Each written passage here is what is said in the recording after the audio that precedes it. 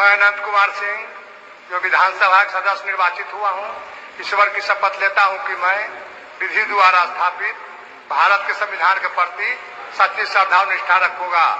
भारत की प्रभुता और अखंडता अक्षुण्ण रखूंगा। जिस पद को मैं ग्रहण करने वाला हूं, कर्तव्यों का श्रद्धापूर्वक निर्वहन करूंगा।